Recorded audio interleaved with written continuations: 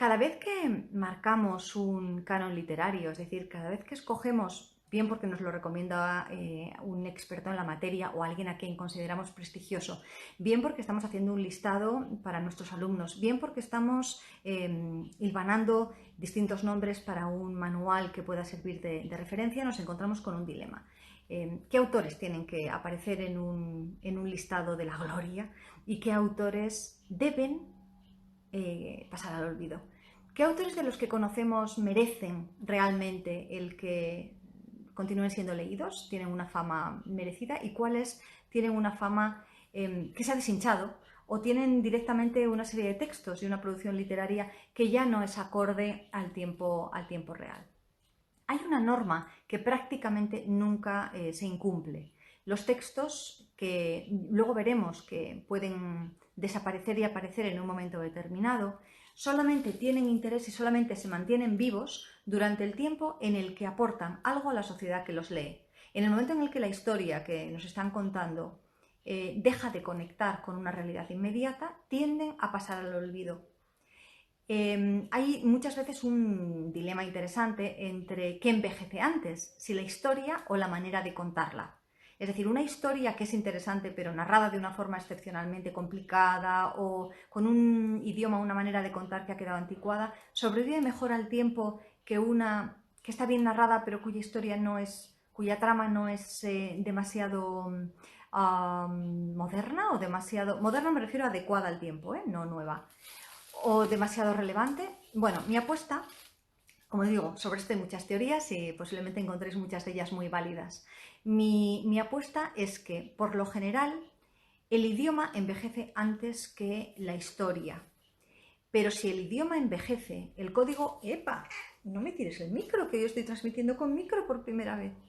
Si la historia que está contada de una manera determinada la encontramos particularmente difícil de entender, bien porque el léxico sea particularmente elevado, porque tenga giros y modismos que han pasado de moda, tenderemos a relegarla únicamente a los centros de estudio, universidades, antologías.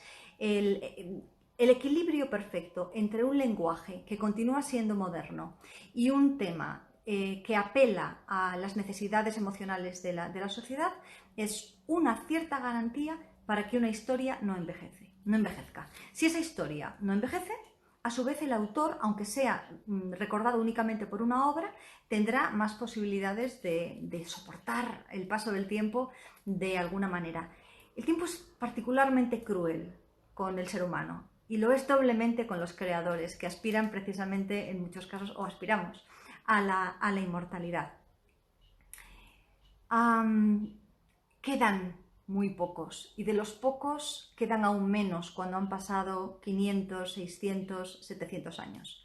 Cuando a mí me preguntan por la fama literaria, ¿no? Siempre hablo de cómo el tiempo va a favor del autor y va en contra de la persona. Es decir, en muchas ocasiones nos vamos a encontrar con que aquello que creíamos que era tan relevante en una obra envejece muy rápidamente. Aquello que se escribió siguiendo un impulso momentáneo o porque en ese momento la sociedad necesitaba esa historia, no es capaz de sobrevivir 5, 6, 7, 10 años, ¿no? Un listado, ya que estábamos hablando de autores y de obras, un listado que es particularmente útil para comprobar eso es el de los premios y los premiados. No estoy hablando aquí únicamente de los premios españoles, ¿vale? O los premios en lengua española. En un momento determinado de esta transmisión hablaré de los premios Nobel y de cuáles de ellos, o de los premios Nobel más bien, y de cuáles de ellos han envejecido mejor o han envejecido peor. ¿Por qué tomo el premio como un criterio? Bueno, porque es más fácil de averiguarlo, es más fácil de seguirlo que, por ejemplo, las tiradas o el número de ventas, ¿no? Y por otro lado, porque es un criterio puntual y fácil de comprobar, por el cual fue un autor o una obra destacada en un momento determinado. Es decir, nos apunta hacia una dirección muy clara de qué era lo que esa sociedad en ese momento consideraba relevante. Puede haber mil intereses por medio, desde los políticos a los económicos, a los de amistad o a los de grupo, pero aún así eso también es un criterio. Eso nos permite saber quiénes pueden ser más o menos olvidados. También querría distinguir bueno, vamos a distinguir varias cosas, pero querría distinguir entre los autores que se consideran malditos o que se consideran marginales, es decir, aquellos que en un momento determinado se encuentran al margen de su sociedad literaria o de su sociedad general, por la temática que emplean, por sus gustos, por su vida, por una decisión estética, una decisión personal. Esos son los marginales. Pensad, por ejemplo, en gran parte de los bohemios, en gran parte de sobre todo los románticos de la segunda ola, un Byron que decidió ser más grande que la propia vida y eso lo alejó en cierta medida de la sociedad. O pensad en todos los autores que todavía a lo largo de los años 80 y 90 llevaban una estética muy decadente y con una temática también muy particular. Esos son los marginales, o los que hemos llamado durante mucho tiempo malditos, y por otro lado están los olvidados. Los olvidados son aquellos que se han caído del interés del público o del interés de los estudios. Esos olvidados lo pueden ser por muchas razones. Una de ellas porque publicaron por decisiones editoriales o por decisiones espurias. Otra, porque las decisiones editoriales posteriores han hecho que no se reediten y que por lo tanto poco a poco, después de una generación o después de que haya pasado su tiempo de vida, caigan en el olvido. Algo muy típico y que muchas veces no tenemos en cuenta es si esos autores han tenido herederos legales o no. Si hay una familia interesada en que perdure la vida y la obra de ese autor, aunque en el momento de su vida fuera malinterpretado o aunque con posterioridad haya quedado zarandeado entre el resto de las novedades, es más probable que pueda sobrevivir o no. Si, por ejemplo, se creó una fundación en su momento con su nombre. Estoy hablando de autores más recientes en el tiempo. O si a su vez ha dado inicio o pertenece a una saga literaria, es decir, el hijo o el nieto o el sobrino fue un autor, pensad en los Baroja, por ejemplo, ¿no? Y por lo tanto eso ha hecho que también se mantuviera tanto su vida como referencia, como su obra, como también un contrapunto. Otra cuestión también particularmente interesante es en qué época vivió, es decir, si era una época particularmente propicia para llevar recuentos o para entrar en listados parnasos o lo que ahora llamaríamos, bueno, el canon de Bloom, por ejemplo, es un buen ejemplo, ¿no? Es decir, si vivió en un momento en el que coincidió que había un interés por registrar su nombre, o si inmediatamente después no llegó un cataclismo, como podría ser una guerra mundial o una guerra civil, en el caso español, que hiciera que los autores y sus obras tuvieran que caer en uno u otro bando y tener que ser reivindicados, defendidos, exiliados, asesinados. También veremos algún caso de esos. En la desgracia de encontrarse según mueren o en una etapa determinada de su vida en circunstancias de esas características, muchos son olvidados de una forma injusta, ¿no? Y después también tenemos otro fenómeno que es muy desafortunado, pero es lo que hay, que coincidas en el tiempo y en el espacio con un autor que te opaque por completo, que es el síndrome Salieri, ¿no? El caso de que alguien que coincida, por ejemplo, en temática con lo que tú estás escribiendo, o en género, o en el tiempo, haga que lo que en cualquier otro momento permitiera destacar a gente buena, ahora solamente sobresalga la excelente. Es el caso de los siglos de oro o de los siglos de plata. Generalmente, alrededor de unas pocas figuras, o no tan pocas a veces, se genera un esplendor cultural extraordinario. De hecho, para quien quiera hacer la tesis sobre el TFM, sobre sus temas, es primero una tentación y luego una pesadilla. Y después nos encontramos con un problema, que es que de todo ese enorme brillo de oro o de plata que en un momento determinado deslumbra, hay que quedarse únicamente con lo más brillante, y la crueldad del ser humano y del tiempo hace que quienes no fueran absolutamente relevantes y absolutamente deslumbrantes queden en un segundo plano. Hay un caso que yo por circunstancias personales conozco un poco, que tiene que ver con el siglo de oro español y con las comedias del siglo de oro español, en el que tan rico fue tan rica fue la cosecha española. Nos encontramos con los nombres que ya conocemos. Hablo solamente de teatro, ¿no? Con un Calderón, con un Tirso, con un Lope, por supuesto. Y en medio hay toda una serie de autores que están en la península, que están escribiendo desaforadamente comedias, tragedias, interludios obras que combinan teatro y música y que están estrenando constantemente, porque las obras y el propio auge del teatro lo pide.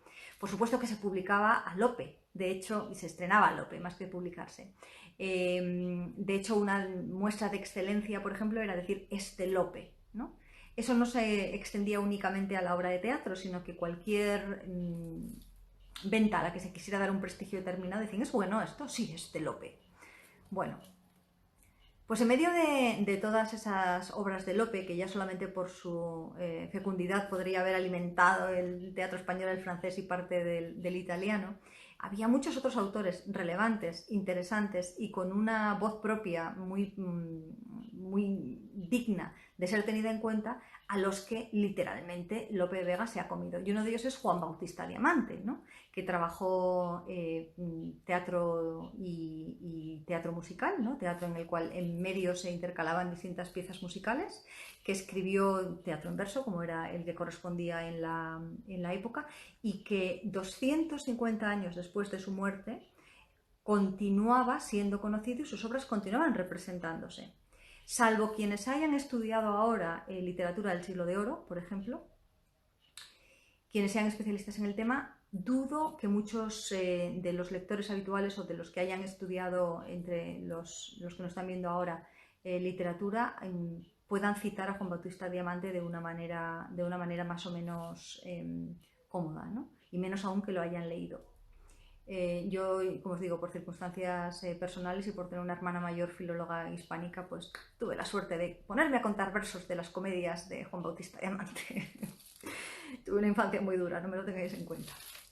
Bueno, ¿qué nos ocurre también en algunos casos en los que tenemos que elegir entre autores? Pues que aquellos que durante un tiempo han sido marginales cobran importancia cuando los límites morales que los marginaban desaparecen. Es el caso de los románticos, es el caso de los malditos y es el caso de gran parte del siglo XIX, en el que cuando esa moral más burguesa, más asentada, más comilfó, de pronto desaparece y llega una nueva generación con unas reivindicaciones distintas, lo que hacen es rescatar voces nuevas. En cierta medida eso fue lo que le ocurrió a Cervantes. Cervantes había disfrutado de un enorme éxito con el Quijote, también con las novelas ejemplares, pero sobre todo con el Quijote, que bueno, se tradujo muy pronto y que además era una obra con la que la gente se partía de risa, era un gran hit. Y poco a poco fue pasando de moda, porque como las propias novelas de caballería también pasaban de moda, las referencias a las que se hacían comenzaron a perderse, por lo tanto hacían menos gracia.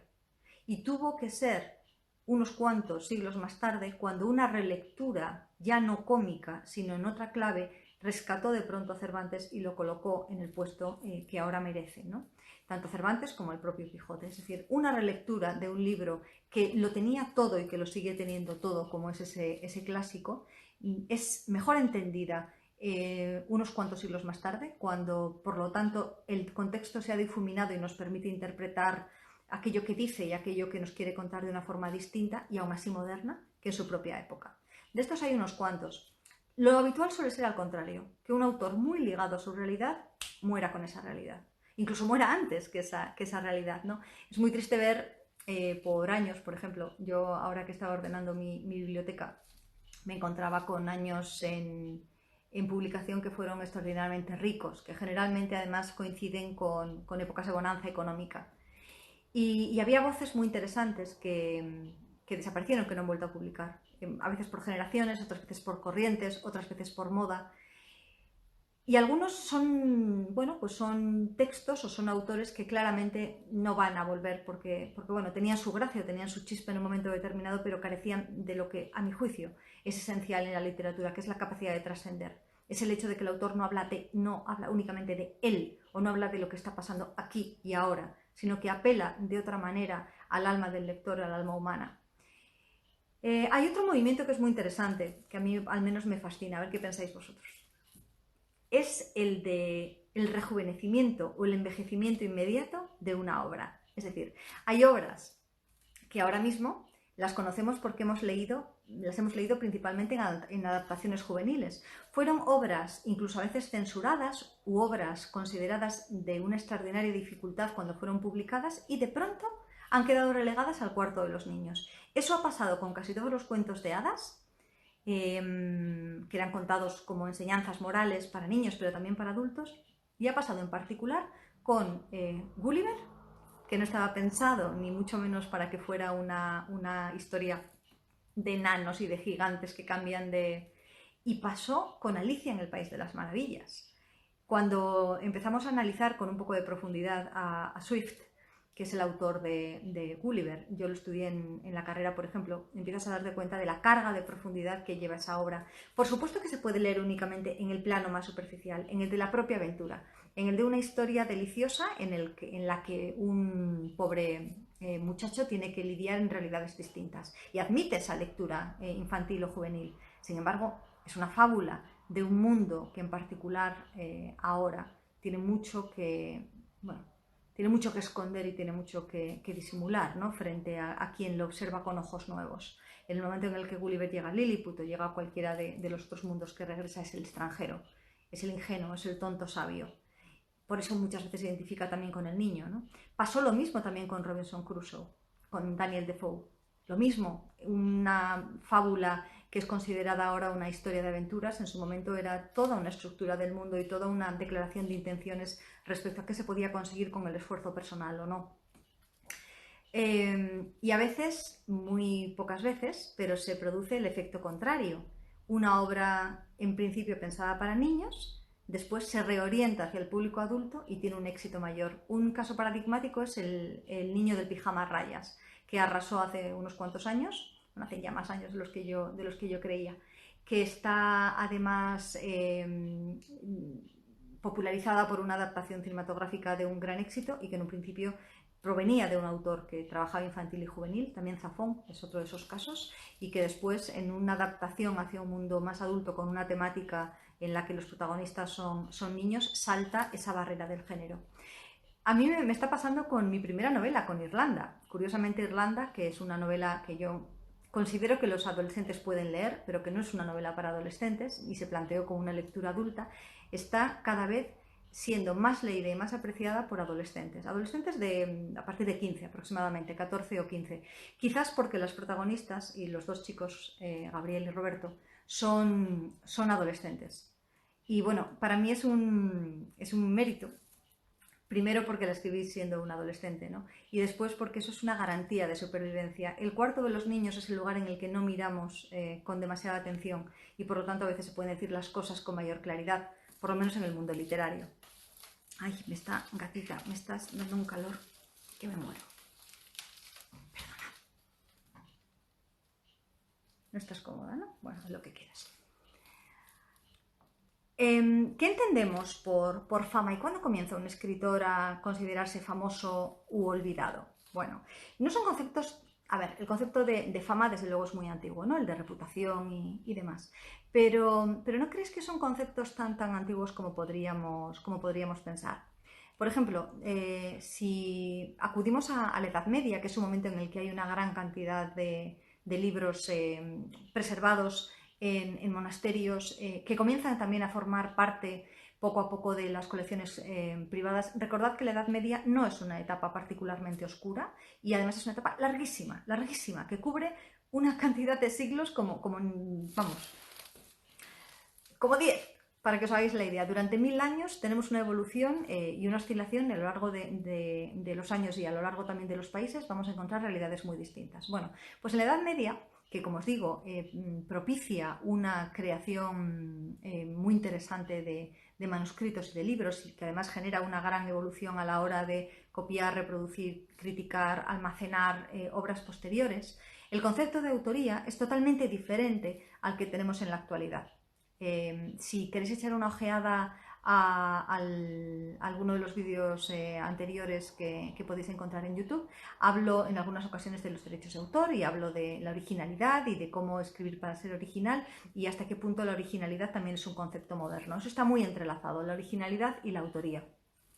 Durante gran parte de la Edad Media, de la época principalmente de los monasterios, la autoría no es demasiado relevante porque el monje o el autor, generalmente monje, ¿no? Había alguna monja también y cada vez se está reivindicando más a las ilustradoras, pero bueno, principalmente eran varones y monjes, pertenecían al clero, que se encargaban de copiar y de transmitir los manuscritos y los primitivos libros. No tenían de sí mismos la idea de autores originales y de hecho la originalidad estaba sobrevalorada porque lo que de verdad primaba entonces era el homenaje a los clásicos, la reproducción y la conservación del mundo antiguo, de los autores griegos, romanos, hebreos en algunos casos, que habían escrito en sirio, que habían escrito en todos los idiomas que en aquellos momentos se consideraban relevantes, y mantener esa obra. Es decir, el autor era principalmente un transmisor del conocimiento antiguo y era también un, ¿cómo decirlo?, un compilador, combinador, es decir, tenía una cierta manga ancha para interpolar textos o para encuadernarlos de una manera determinada o para aportar determinadas visiones dentro de un texto, acotaciones, anotaciones, mejoras, sin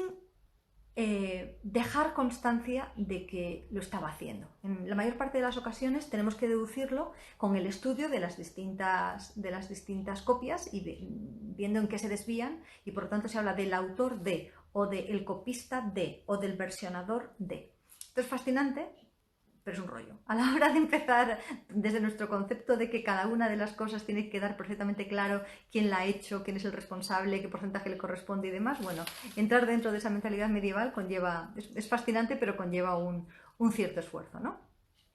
En lo que ahora es España, que entonces era Castilla, tenemos dos ejemplos, bueno, muy notables de autores que reivindican su autoría, que es Juan Ruiz, el autor del libro El Buen Amor, y por otro lado, don Juan Manuel, el autor del Conde Lucanor.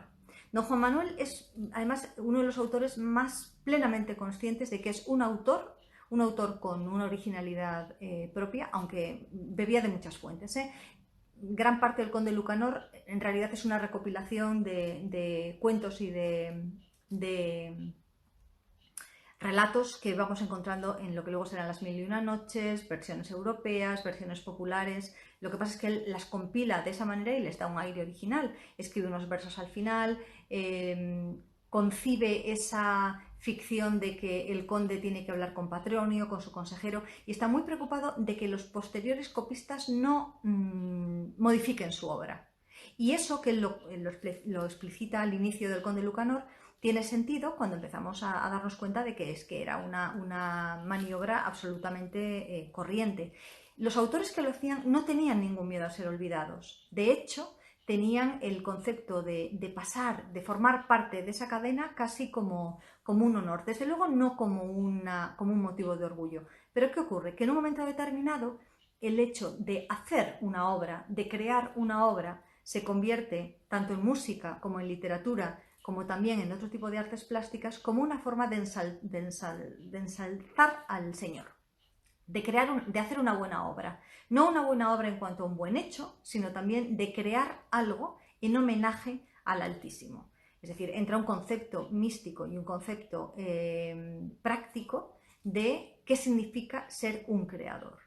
Si recordáis las ideas platónicas de que todo es una idea y una sombra de una idea superior, el creador se convierte en cierta medida en un pálido reflejo de esa divinidad que lo ha creado todo.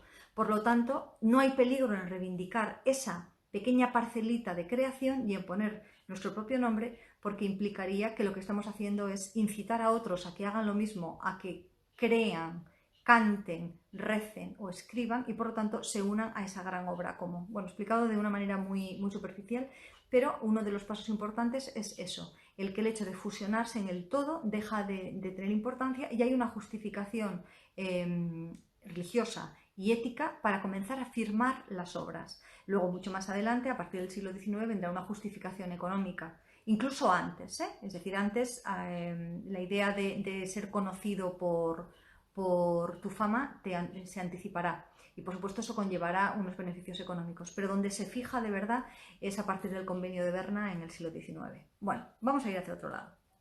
¿Qué pasa cuando vamos dejando atrás la Edad Media y llega el Renacimiento? Pues que ahí la cosa cambia. Y cambia por una noción que yo tuve que investigar y me tuve que familiarizar con ella cuando estuve escribiendo para Vos Nací, que es el libro que le dediqué a Teresa de Jesús, a Santa Teresa de Ávila.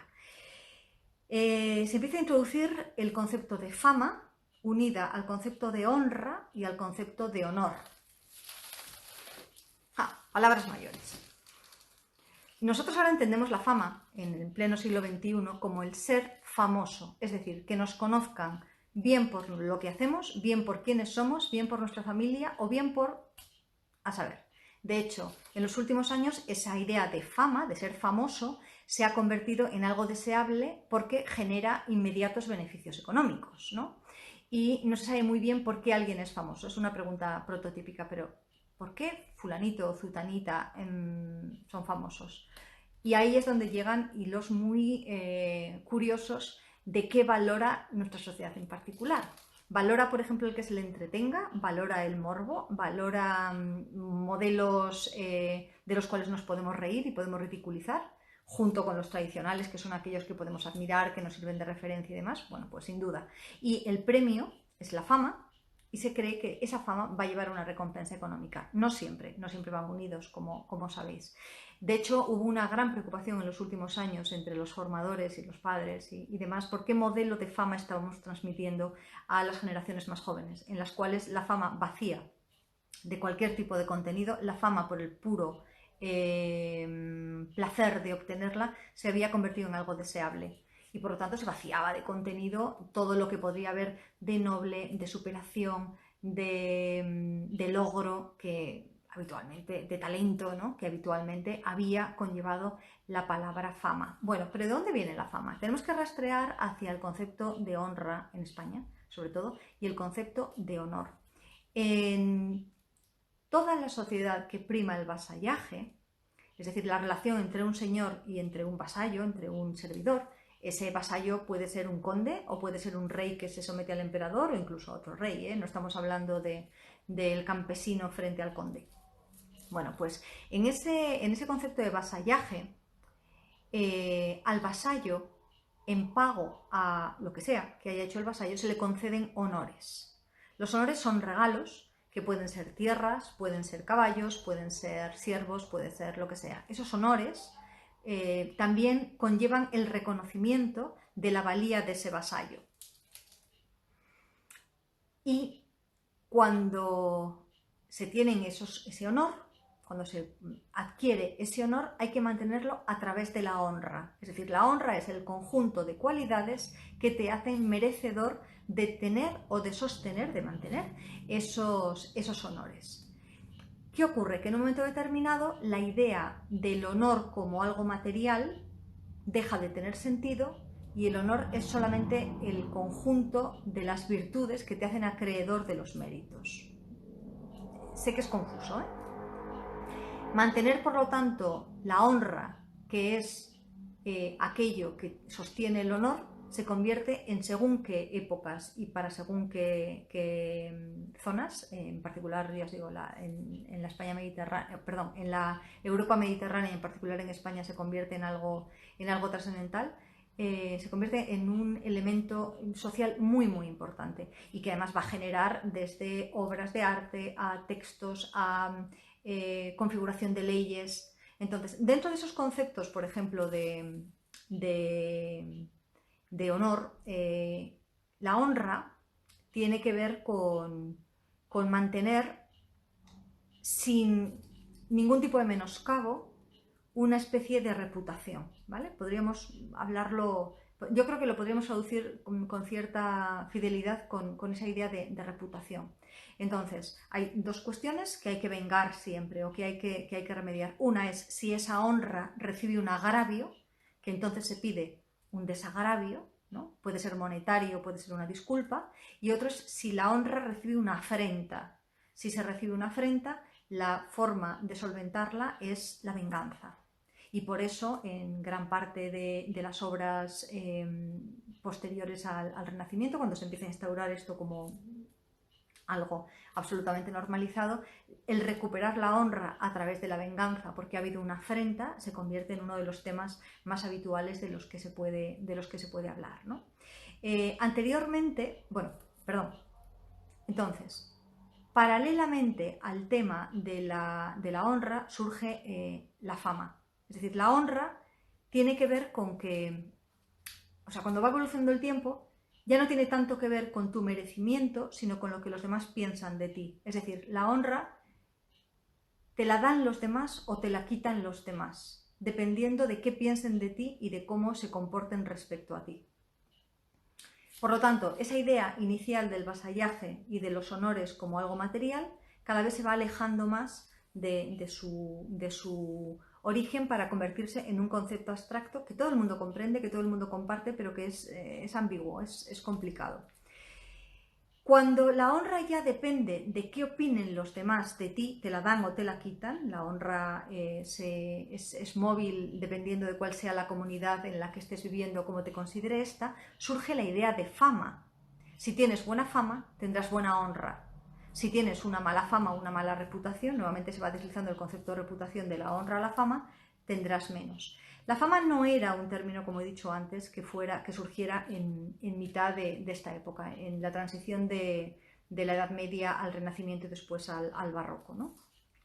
Porque ya Jorge Manrique, en un momento determinado, habla y define la honra en términos clásicos que encontramos en los antiguos. Jorge Manrique hace 3 divisiones del tema de ser conocido y de pasar a la posteridad. Una de ellas es la vida mortal, que es perecedera, por lo tanto encaja mucho también con la idea católica de que no nos afanemos aquí porque ¿para qué? Total, en fin, vanidad de vanidad, esto es vanidad, etcétera, etcétera. La vida son 2 días y uno de ellos llueve, bla, bla, bla. Llueve cuando has limpiado los cristales, sobre todo. Bueno, y después está la vida eterna, que es la que obtienes si te has comportado como es debido. Es decir, si vas al cielo, si consigues la gloria divina, ahí es donde tienes la vida eterna. Y en medio se encuentra la fama. La fama es una especie de vida eterna en el mundo mortal. Es decir, la vida eterna te la tiene que conceder necesariamente Dios, pero la fama es lo más parecido a la vida eterna que te van a conceder los mortales. Entonces, cada oficio y cada sección tendrá su fama. Por ejemplo, la fama del militar va a residir en conseguir las honras militares, llevar a cabo las acciones inolvidables que en su momento tuvo Alejandro o Julio César, y de hecho hay varios casos de soldados poetas y de poetas soldados, sobre todo en la época del Renacimiento. También hemos hablado de ello en alguna ocasión. En el caso de la mujer, la fama tendrá que ver con mantener su honra intacta. Es decir, que de ella lo que se hable y lo que se diga sea lo menos posible y siempre intachable. Y en el caso del poeta o del escritor tendrá que ver con buscar los laureles, literalmente, de hecho, además, la corona de laurel, aquello que garantice el que su reputación está bien ganada porque sus hechos le merecen honores que a su vez le dan honra. Vale, pues dado todo esto, yo creo que resulta particularmente interesante ver cómo la honra, los honores y esa fama primigenia no se consiguen sin esfuerzo. Es decir, hay una idea de una lucha. Es como si para obtener esa inmortalidad no solamente tuviéramos que conseguir vencer los obstáculos de nuestra vida, sino también los obstáculos después de la muerte. Y eso es lo interesante, porque cuando caemos en los autores olvidados encontramos que esa fama no ha sobrevivido muchas veces a su muerte o no ha sobrevivido a una vida demasiado larga. Como digo, los conceptos que nos hacen que un autor sea deseable o no son móviles. En muchas ocasiones lo que nos aburre en una época determinada va a ser deseable en otra. Y lo que consideramos ya ñoño y pasado en la época contemporánea acabóse hace apenas 20 o 25 años. Eso además se nota mucho en el recambio generacional, un recambio que cada vez tiene menos cosas en común en menos años, ¿no? Entonces, dentro de los autores olvidados, aparte de los grandes grupos, como digo, que estaban a la sombra de los autores mayores, nos encontramos con que ahora hay un fenómeno muy interesante, que es la recuperación de autores olvidados y sobre todo de autoras olvidadas, porque dentro de la construcción histórica de la literatura nos estamos dando cuenta de que faltan muchas voces. Faltan las voces de los perdedores en cualquier conflicto. Faltan las voces de los, generalmente de quienes eran analfabetos y que por lo tanto han tenido que transmitir su historia a través de otros medios, del audiovisual ahora, o a través de otras voces que los han compilado, o a través de la propia tradición oral. Faltaban las voces de la mayor parte de las mujeres, faltan las voces de las minorías étnicas, o incluso de las minorías que no son étnicas. Faltan, entonces, todo aquello que en un momento determinado no se consideró digno de ser contado, o se consideraba que literariamente no llegaba a X nivel, ahora se está comenzando a valorar, o bien porque se le da un valor literario equivalente, o porque se considera que aunque el valor literario sea menor, el valor humano y el interés que tiene el conservar esas historias merece que sea rescatado del olvido. Por el contrario, voces que eran muy canónicas, es decir, que encajaban a la perfección en un momento determinado con lo que la sociedad del momento quería contar y quería escuchar, pasan al olvido porque ha envejecido, ¿no? Entonces, vamos a empezar a poner algunos ejemplos, vamos a pasar lista. He dicho que me iba a apoyar un poco en algunos premios porque creo que es fácil seguirles la pista y si deseáis después continuar por este camino os abre muchos derroteros distintos. No voy a caer en la trampa de preguntaros quién ganó tal premio hace 17 años, ¿no? Porque la mayor parte de nosotros lo habremos olvidado. Pero cuando comenzó el premio Nobel, en muy poco tiempo llegó el premio para el primer español que lo ganó, en 1904. El premio Nobel estaba recién nacido. ¿Quién lo ganó? Pues un autor llamado Echegaray, que ahora mismo creo que prácticamente no es ni leído ni estudiado, salvo en los terrenos de los estudios literarios. Echegaray, que gozó de una enorme reputación en su momento, una de sus obras es El Gran Galeoto, por ejemplo, es uno de los ejemplos de noveles españoles olvidados. Los hay españoles y los hay en lengua española también, ¿no? Contamos con esa ventaja al tener una lengua tan hablada y mayoritaria. Es uno de esos autores que, sin comerlo ni beberlo, dejaron de tener interés, dejaron rápidamente paso a otro tipo de estéticas y a otro tipo de historias. Y otro de los premios que vamos a encontrar, también un premio Nobel, en este caso de teatro, y creo que fue el segundo históricamente que recibió el premio Nobel, es Jacinto Benavente. Jacinto Benavente recibe el premio en 1922, pero él había nacido, si no me falla la memoria, en 1860 y algo. Es decir, era un autor que había desarrollado gran parte de su obra durante el siglo anterior. Había sido colaborador y contemporáneo de Valle Inclán. Desde nuestra perspectiva, Valle Inclán continúa teniendo una actualidad mucho mayor y una relevancia literaria mucho mayor que la de Jacinto Benavente, ¿no? De Jacinto Benavente son, por ejemplo, Rosas de Otoño o La Malquerida. Se sigue interpretando, ¿eh? Es decir, de vez en cuando hay un movimiento de tomar una de estas obras, en particular La Malquerida, reinterpretarla, modernizarla y traerla a colación. Sin embargo, Valle, que en aquellos momentos era un autor mucho más incómodo, continúa siendo incomparablemente más contemporáneo para nosotros. ¿Por qué se le dio el premio a Benavente? Se le llegó a comparar en algunos momentos se le dio principalmente por continuar con la tradición del teatro español. Fue una de las justificaciones. Es decir, eso ya nos dice que no era precisamente un autor que estuviera en aquel momento innovando. Y claro, es que estamos hablando del año 22. Las vanguardias, los ismos, el momento, también le pasa al pobre Echegaray, ¿no? Que en el momento en el que el premio llega, están en el estertor de una era, ni os cuento el pobre, en fin, en el estertor de una era en el que comienza muy rápidamente a ver autores jóvenes con una enorme pujanza y con una idea estética diferente. Es decir, quienes dan los premios a veces están en el pasado y se los dan a autores que, aunque continúen vivos, han visto que su obra se desarrollaba en su mayor esplendor en los años anteriores. Por lo tanto, es fácil que con relativa rapidez caigan en cierto olvido, pasen de moda muy rápidamente. Lo que no quita, como digo, para que en un momento determinado vuelvan a ser rescatados y vuelvan a ser, bueno, a ser reivindicados. A ver, hemos mencionado a Echegaray, hemos mencionado a Benavente, pero claro, fijaros, estamos hablando de que Benavente gana el Nobel en el año 22, muere en el 50 y pico.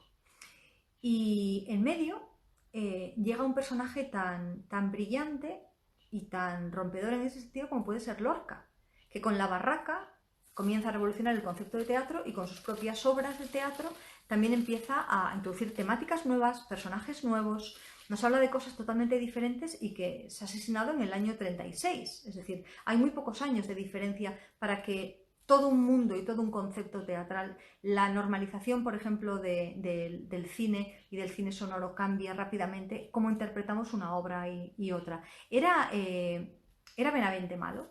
No, ni mucho menos. Lo que ocurre es que no basta ser bueno para no ser olvidado, ¿no?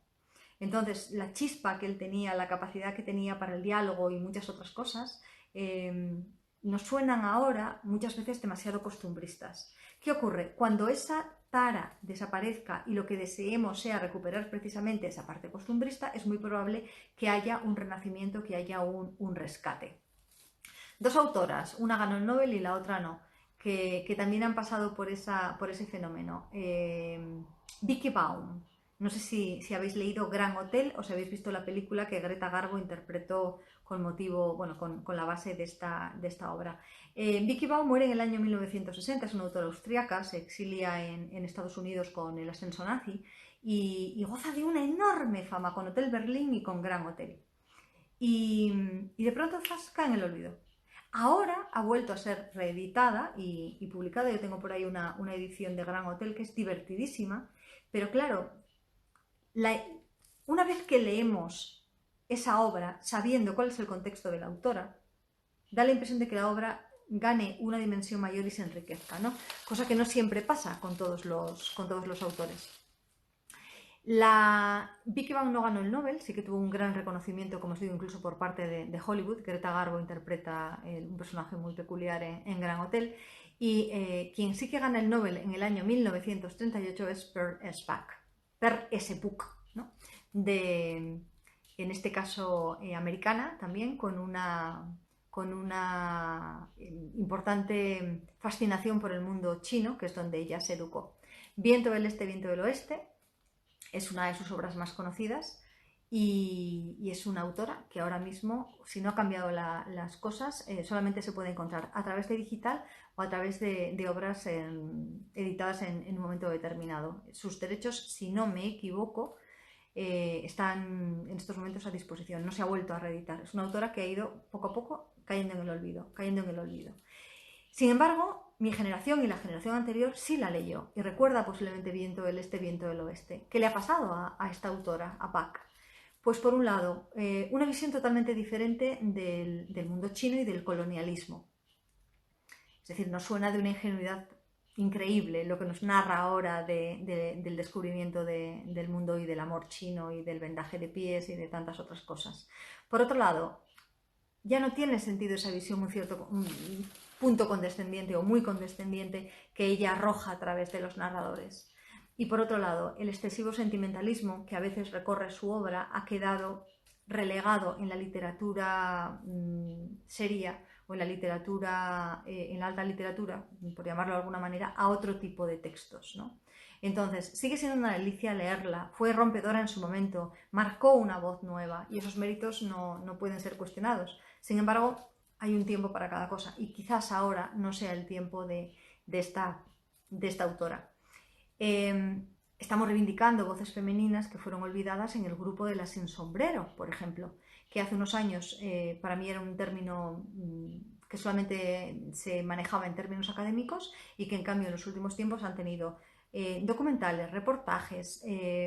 Paco Damas les ha dedicado todo un proyecto de música en colaboración con actrices y con escritoras. Ha sido de temario recomendado dentro de las actividades literarias en institutos. Es decir, ha habido un gran movimiento para volver a recordar, a poner nombre mujeres que incluso en su momento no fueron demasiado reconocidas o que lo fueron de una manera brillante y después inmediatamente ese destello se apagó o bien por la guerra o bien por otro tipo de circunstancias. ¿Quiénes fueron las sin sombrero? Estoy segura de que la mayor parte de quienes me estáis viendo las conocéis, pero bueno, vamos a hacer un pequeño resumen.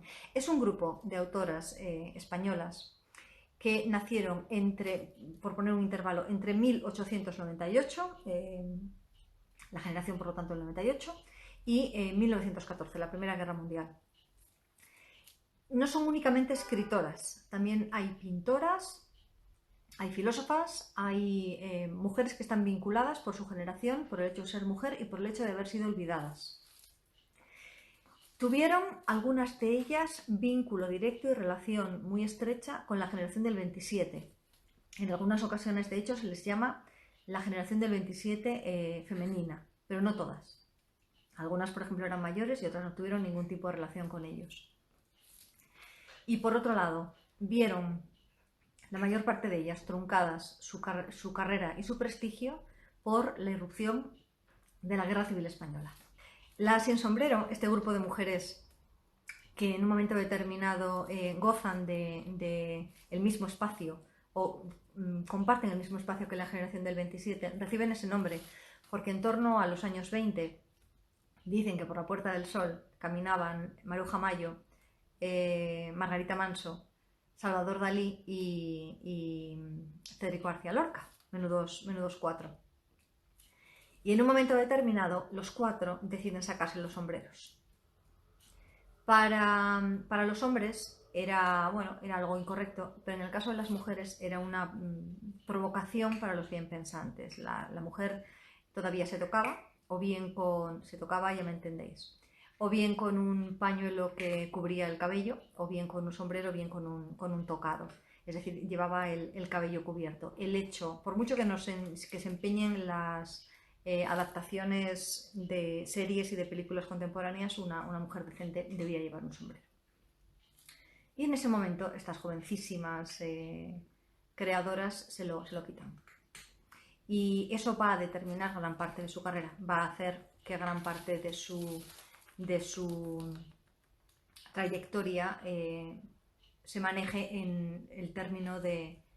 con los términos de la oposición a lo anterior, de la ruptura de lo anterior, de romper cualquier tipo de precepto ya establecido, de renovar a través de la originalidad o de una voz nueva. Como digo, muchas de ellas o bien tuvieron que exiliarse o bien fueron totalmente silenciadas por la Guerra Civil, algunas fueron absorbidas.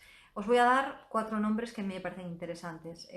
Zambrano, María Teresa León, en ocasiones muy oscurecida por la presencia de Alberti, que fue su pareja durante muchos años, Concha Méndez y Rosa Chacel.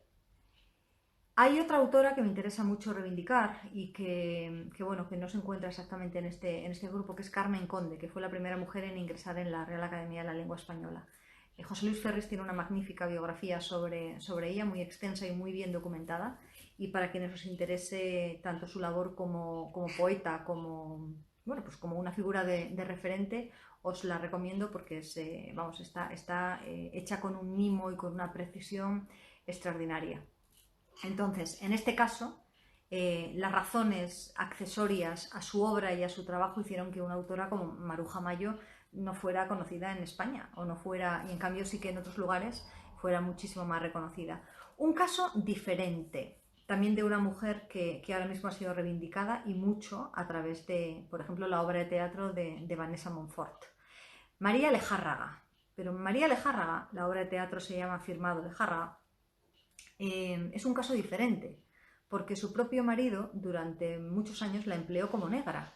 Es decir, o bien firmaban las obras en colaboración cuando él se estiraba un poco, o bien directamente él se apropió de la obra de María Lejárraga, en la cual tenemos desde Canción de Cuna a toda una serie, sobre todo eran obras de teatro, pero también tenía novelas y tenía una producción desaforada de la cual su marido se iba apropiando. El hecho de reivindicar la autoría de María Lejárraga, que pasó parte de la Guerra Mundial en París, que mantuvo una correspondencia intensísima con algunos autores como Falla o como Juan Ramón Jiménez, ¿no? El hecho de reivindicarla, de volverla a leer en su contexto y de saber que obras atribuidas a otros son de ella, yo creo que una de las cuestiones más interesantes que puede hacer ahora mismo la filología en cuanto a investigación, ¿no? En cuanto a atribuir no solamente la autoría de obras muy pretéritas, sino también el descubrir que ha estado pasando en muchos casos con autores o bien nobles, o bien hombres, o bien con unos intereses políticos determinados que lo que estaban haciendo era ocultar el nombre de otros, bueno, pues del negro de toda la vida, ¿no? Del autor ajeno que prestaba su voz a esos temas y que por supuesto han sido olvidados porque ni siquiera tenían nombre, ¿no? Otro caso muy desgraciado, oscurecido por su fusilamiento en la Guerra Civil, fue Fernando Mora. Es muy probable que no suene de nada.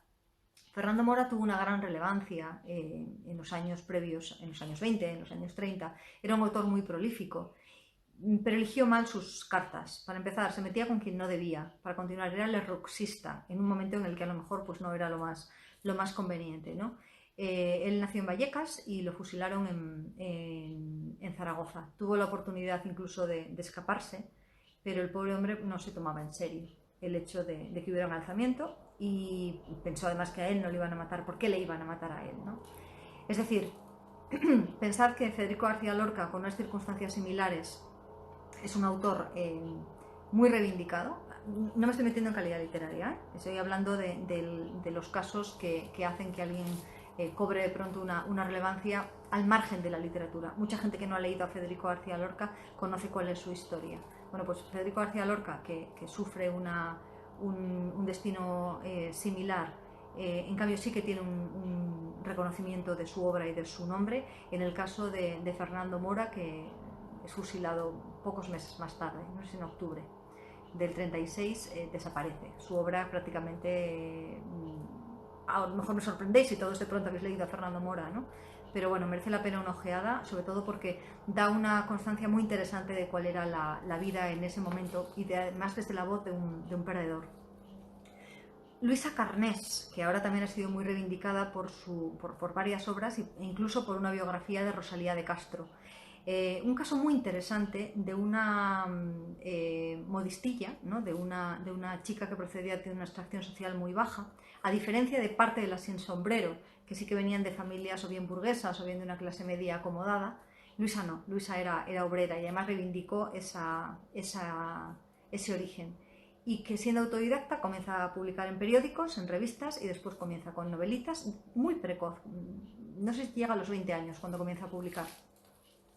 Y que tiene que exiliarse. Hay un momento en el que comienza a ser muy activista en la causa republicana y eso hace que gran parte de los textos muchas veces estén tintados de una cierta propaganda.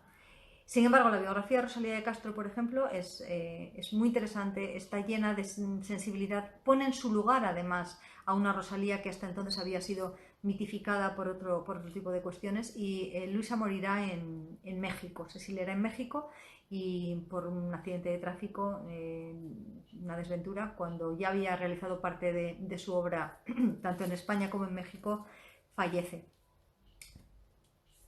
En circunstancias también muy tristes, pero diferentes, se quita la vida Felipe Trigo, un cuentista espléndido, nacido en Villanueva de la Serena y que se suicida en Madrid. Es un autor que yo he conocido precisamente por el premio Federico Trigo y cuyos cuentos son... Él era médico y era un hombre de una sensibilidad muy fina y bueno, pues al cabo esa sensibilidad hizo que acabara suicidándose. Dicen que quizás él estuviera preso de una enfermedad mental, es probable. Desde luego, ganas de vivir hacía mucho tiempo, se puede ver en sus textos y en su correspondencia que no tenía. Y en Villanueva de la Serena se le aprecia, se le valora y se le recuerda. Yo he sido jurado en alguna ocasión de ese premio y continúa muy vivo.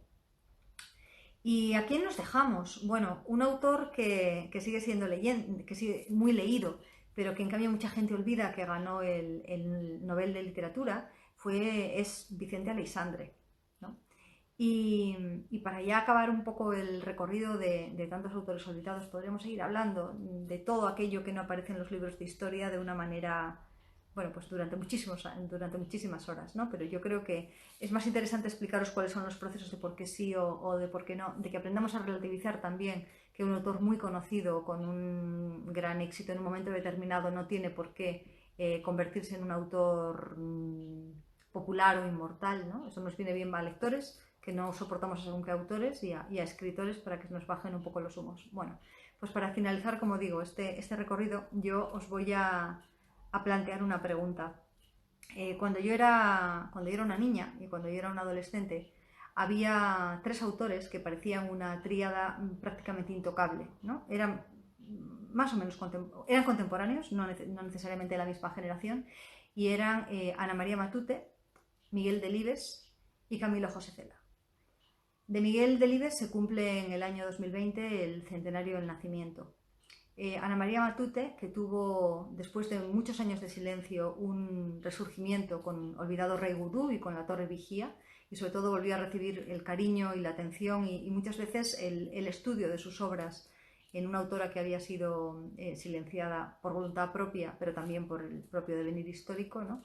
De Ana María Matute se sigue hablando mucho y bien, y tuvo, creo yo, que quizás no reconocidos todos sus méritos, pero sí gozó de ese prestigio, ¿no? Y llegamos a Camilo José Cela, un autor prolífico, extensísimo, polémico, que contaba precisamente con esa idea de convertirse en marginal, pero sabía perfectamente cómo jugar sus cartas, que tuvo fama y que tuvo honores, y que además gana el Premio Nobel de Literatura.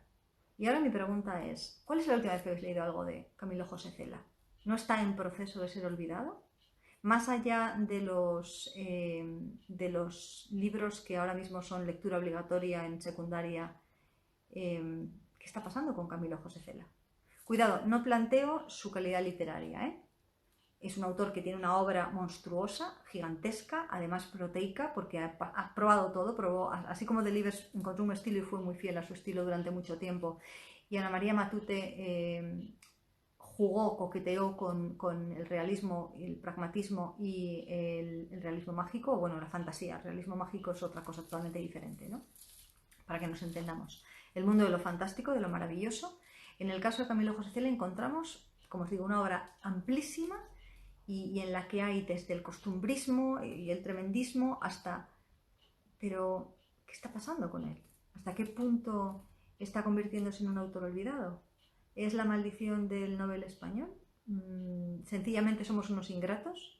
¿Estamos demasiado centrados en lo inmediato y por lo tanto no releemos a nuestros clásicos? Bueno, no voy a hablar de Gabriel Miró, no voy a hablar de otro tipo de autores, ¿no? De Valente, por ejemplo, o de, yo qué sé.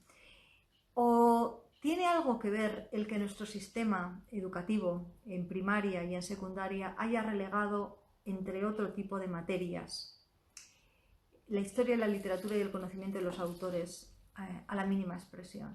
Es decir, estamos convirtiendo en nuestro sistema educativo, a fuerza de quererlo mejorar o a fuerza de querer hacer algo útil con él, en un espacio en el que determinados contenidos que luego consideramos relevantes no tienen espacio. No lo sé, a mí me preocupa eso. Me da la impresión de que se estudia menos literatura de la que debiera, se estudia posiblemente de una forma más amena y de una manera más inmediata y más práctica, intercambiando trabajos y encuentros y algo parecido, interactivo y más cercano a su realidad, ¿no?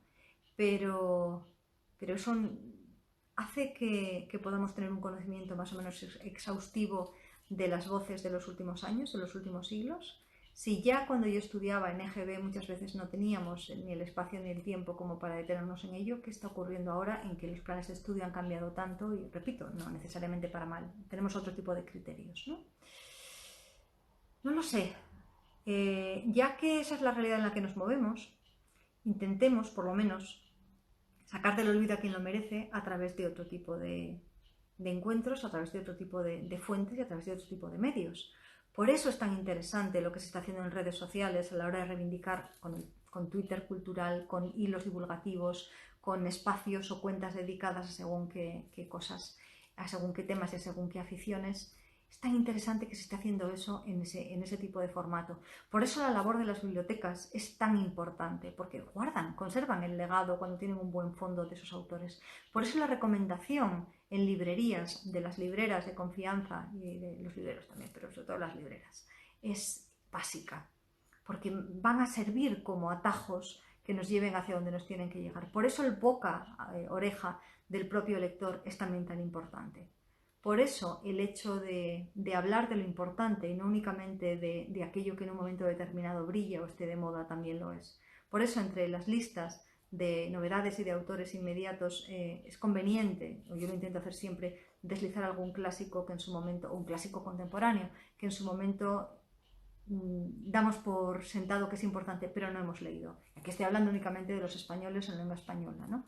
Pero pensad en Roa Bastos, por ejemplo, pensad en, yo qué sé, pensad en todos los autores de generaciones perdidas en todos los sentidos en otros idiomas. Pensad en qué conocéis de los últimos años de la literatura francesa o portuguesa que está ahí al lado y que prácticamente vivimos de espaldas, salvo por el glorioso Saramago, a su literatura. ¿Qué pasa con la italiana? ¿Qué pasa con todo ese tipo de historia reciente que se nos está pasando inadvertida y que está haciendo que autores que podrían aportarnos tanto sean rápidamente olvidados, ¿no?